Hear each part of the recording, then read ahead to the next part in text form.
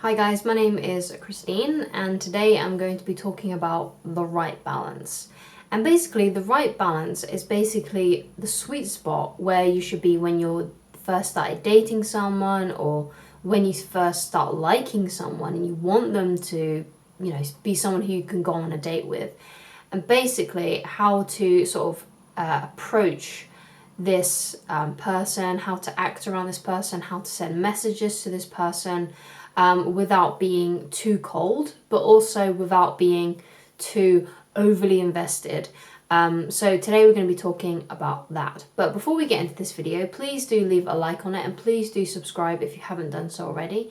And if you have a comment with any tips yourself or anything that you'd like me to answer in a future video, or any topics that you would like me to do, then please do leave that in the comment section as well. Thank you very much. Also, I got married last week, so there will be pictures to come on my Instagram. So if you don't follow me on Instagram and you're interested in seeing me on my wedding day, then you can go and look at those pictures when they arrive. It might take a few more days for those to come up because we did get professional photos taken, and obviously I'm going to use the professional photos on my Instagram. So yeah, just go over there if you're interested. So sometimes one of the things that I see is people going from these extremes when they meet someone that they like or someone that they've dated or someone that's put them in the friend zone. They go from being extremely invested into them into not caring at all, and they sort of go from one extreme to the other where they pretend that they don't care at all about them, and then the next day they really do care about them, or the next week. They don't quite understand why this person is giving them mixed signals or treating them in a certain way. But it's usually down actually to the person that is flitting about from caring, not caring at all, and then caring too much.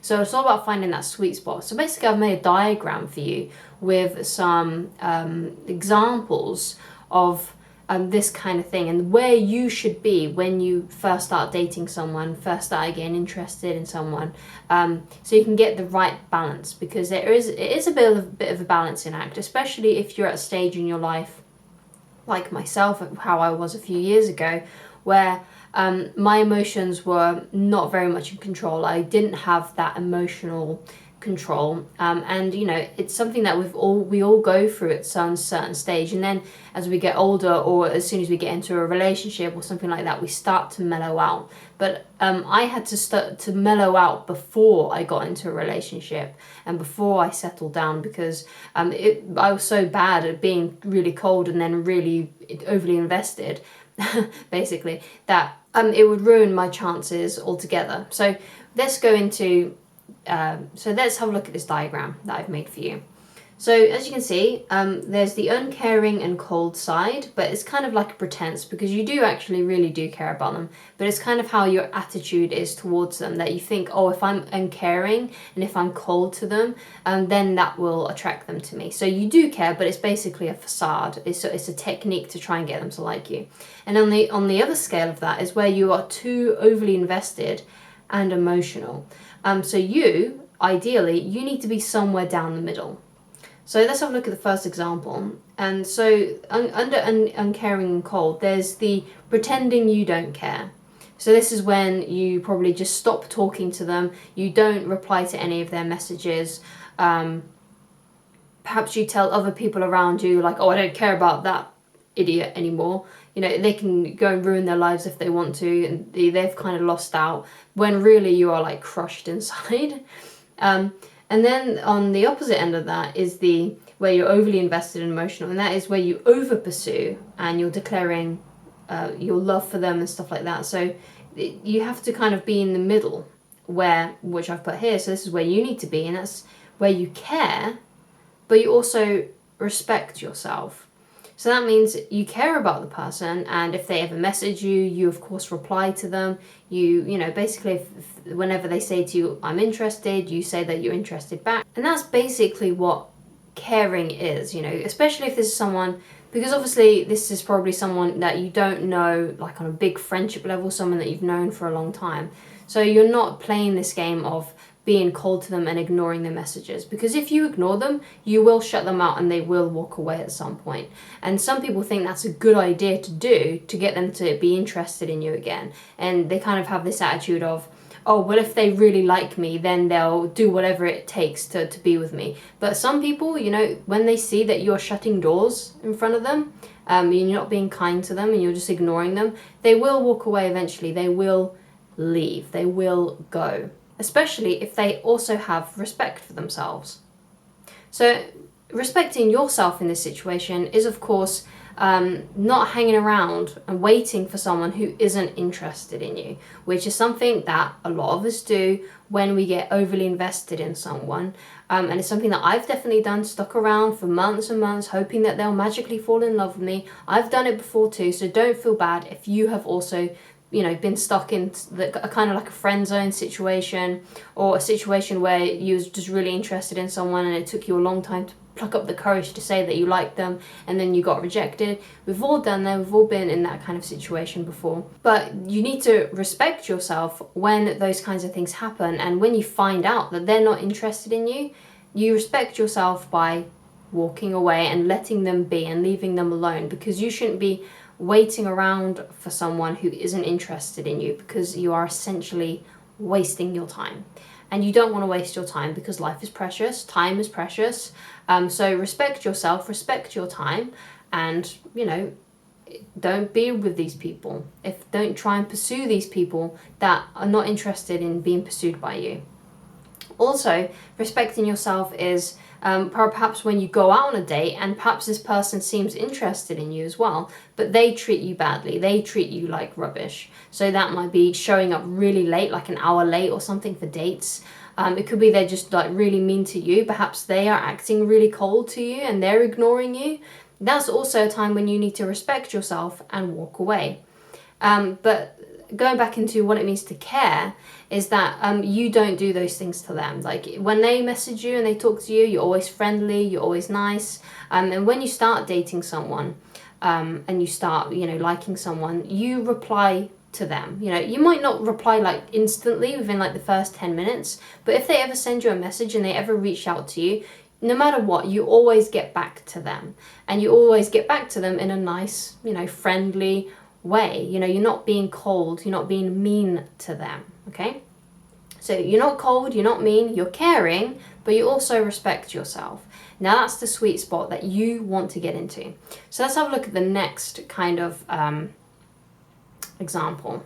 So this is, I've touched on this a little bit, which is kind of more about correspondence, right? So the uncaring and cold side, people like who are pretending that they don't really care will ignore messages from the person that they like, especially if this person isn't really showing that much interest, and therefore they think, oh, well, I'm just going to ignore them and that will get them to like me or something like that. And the opposite spectrum for that is when you're over messaging and you're seeking their validation. So this is when you keep on texting them or messaging them saying, do you still like me? Do you still like me? Or you're just messaging them a lot because you're starting to feel doubts that they like you back. And this is something that I've definitely felt, especially those days in between dates where you haven't spoken for a couple of days and you start to think, oh God, do they still like me? I need to message them. You know, it's seeking their validation, and you kind of need it, and you feel like you need it to make yourself feel better. So obviously you don't want to do that either. You don't want to be over messaging. You don't want to be trying to seek their validation to make sure that they still like you. So the sweet spot where you need to get to is to be able to give them space, and that means not over pursuing them, not messaging them a lot, like over, you know, excessively, and also giving them time to think about you. Now this is crucial when you first start dating someone. It's important that you are leaving time in between when you two meet up, right? So when I first started dating my wife, we would meet up roughly around once a week to begin with for the first few weeks. We would meet up once a week. We would arrange to meet up with each other, like over text or something like that, over Facebook Messenger, and then we wouldn't really say anything to each other between those times. But don't worry, because this is only for a few weeks where you have to kind of have that space, give them that space. Because what will happen over time is that the more you two start liking each other and the more they start liking you, the more they're going to start reaching out to you and initiating contact with you. So let's say you go on your first date, a few days later you arrange a second date with them, and you go on a second date a few days after that. And that kind of continues for a little bit, and then what will eventually happen is they will start reaching out to you more and more, and then you can start talking to each other more and more and meeting up with each other more and more. So, you know, when they start initiating contact, you can start making plans to meet up with them sooner, and then perhaps what will happen is you'll start to see each other twice a week after the first few weeks. Then you'll probably start to see each other 3 times a week after that, you know. So you kind of start seeing each other more frequently the longer you kind of date each other and court each other. And the reason why you have those days in between where you don't talk that much, you know, after you have arranged a date with them or just after a date, is to give them time and space to think of you, to feel comfortable around you. And because you're not bombarding them with messages, but whenever they reach out to you, you're always kind and polite and asking to see them again, you're always excited to see them and stuff like that, and you always kind of put that across, then they'll know, like, oh, this person likes me, they want to see me, but they're also not bombarding me with messages, they're not suffocating me. And that's basically the sweet spot where you want to get to. You want to get to a place where you are showing them that you're interested in them. So you do that by going out on dates with them. You tell them how excited you are for the next date, you know, things like that. Or how much you've been looking forward to this date. You know, you tell them things like that so they know that you like them. But you're also not trying to rush things and trying to get into that relationship too soon. And you're not suffocating them with messages and you trying to seek their validation. So let's go into the next set of examples, which is on the uncaring and cold side, is pretending that you don't want a commitment. And some people do this. They pretend that they are not interested in having a relationship. Some people obviously are genuinely not interested in having a relationship. But sometimes I feel, I've seen some people act like a player and act like they don't want a commitment to try and act cool, to try and get the other person to like them back. But this is just kind of narcissistic behavior. And again, it's just another form of neediness, but it's disguised as narcissism. When really this person does want to be in a relationship with this person does care about this other person, but they're trying not to show it because they think they think it'll be a good technique to get this person to fall in love with them, or something along those lines. So on the opposite spectrum of that is the person who wants to be in a relationship straight away. So instead of saying to someone, oh, I really like you, would you like to go on a date? Instead they say, I'm in love with you, and they basically, I want you to be my girlfriend, I want you to be my boyfriend, without having that time to court each other, which leads to the place where you want to get to and the place that you want to be emotionally when it comes to relationships and dating. And that is letting the romance develop slowly via courtship. And that is the best process. The best process is to meet each other roughly once a week, keep on dating each other once a week until, you know, you two start falling in love with each other, liking each other more, and especially for them to feel the same way. Because sometimes if you're more masculine minded like myself, you fall in love a lot quicker. So you need to be able to refrain yourself. So you date this person once a week for a few months, and eventually you'll start to see each other more and more. And basically what that does is it gives that person the time to fall in love with you and to develop the same feelings. Because sometimes we don't really understand how, I'm really into this person, I really, really like them. They must obviously feel the same way, but sometimes that's not the case. We are all different people, and some people fall in love faster and some people fall in love a lot slower. And the person that you might meet might be someone who falls in love a lot slowly, where you're someone who might fall in love a lot quicker and instantly have that emotional connection to them. So if you want this other person to have that emotional connection to you, then what you need to do is you need to kind of drag it out a bit. You need to drag out the courtship, and to kind of not let on how much you really, really like them until you become exclusive with them. So you shouldn't be saying things like, I love you, and making those big declarations, or I want to be in a relationship with you, until this other person is ready, because you don't know what their clock is. You don't know what their internal attraction love clock is. So you need to wait for them to get to the same time, basically, as you, if you kind of think of it as a clock, right?